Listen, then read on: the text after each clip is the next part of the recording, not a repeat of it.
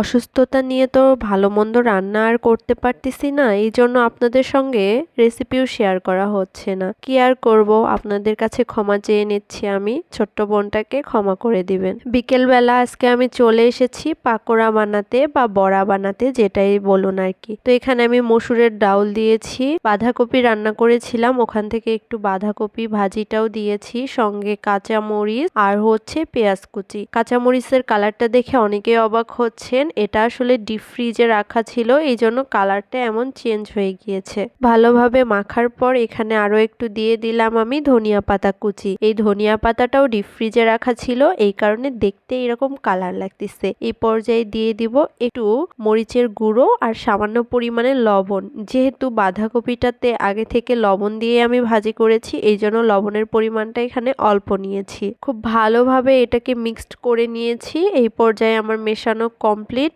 এখন চলুন চলে যাওয়া যাক ভাজতে। খুবই সহজ কিন্তু এই পাকোড়াটা বানানো, আপনারা চাইলে বাড়িতে খুব সহজেই বানিয়ে ফেলতে পারবেন, এত কম সময় লাগে। আর হ্যাঁ, মসুরের ডাউলটা আমি ভিজিয়ে রেখেছিলাম প্রায় 2 ঘন্টার মতো, তারপর এটাকে বেটে নিয়েছি খুব সুন্দর করে। এখন এই তো এখানে সবগুলা দিয়ে দিচ্ছি গরম তেলের মধ্যে, কড়াইয়ে সুন্দর করে ভেজে নিচ্ছি। তো আমি এখানে 2 বারে ভাজবো, পুরোটা আজকে ভাজবো না, কিছুটা পরিমাণে ফ্রিজে রেখেও দিয়েছিলাম আর কি, এত পরিমাণের প্রয়োজন ছিল না এই জন্য। তো এখানে আমি তো এগুলোকে উল্টাই পাল্টাইও নিচ্ছিলাম সুন্দর মতো করে।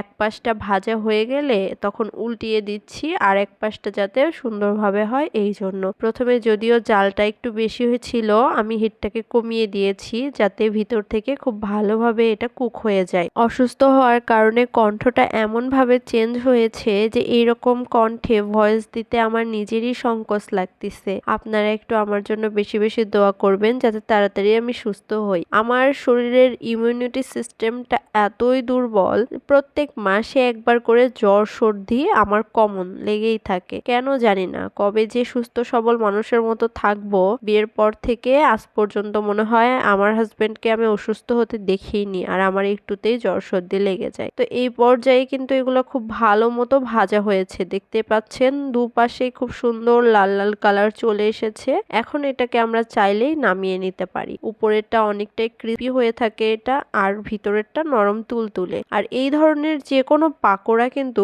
গরম গরম খেতে অনেক মজা, ঠান্ডা হয়ে গেলে কিন্তু এর টেস্টটা অনেক চেঞ্জ হয়ে যায়, এত মজা লাগে না। আমি এগুলাকে এখন তুলে নিয়েছি এইদিকে, আবারও ওই কড়াইয়েই আমি আর কি ভেজে নিব পরবর্তীগুলো। খুব একটা বেশি তেল দেইনি, কারণ আমি সবগুলো ভাজবো না আজকে, এই জন্য আর পরের ওই তেলটাতেই আবারও দিয়ে দিচ্ছি গোল গোল করে, ও একইভাবে এগুলাকেও ভেজে নামিয়ে নিব।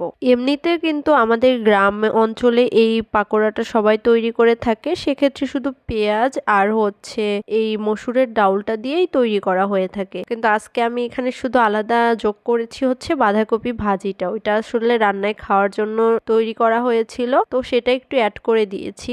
এই পর্যায়ে দেখতে পাচ্ছেন আমার সবগুলোই কিন্তু ভাজা হয়ে গেছে, এগুলাকে নামিয়ে নিলাম। এখন টমেটো সসের সঙ্গে এটাকে সার্ভ করে নিব। এতক্ষণ ধরে আমার ভিডিও দেখার জন্য আপনাদেরকে জানাই অসংখ্য ধন্যবাদ। আর আপনারা অবশ্যই রেসিপিটা ট্রাই করবেন, খেতে কিন্তু দুর্দান্ত মজার ছিল এটা।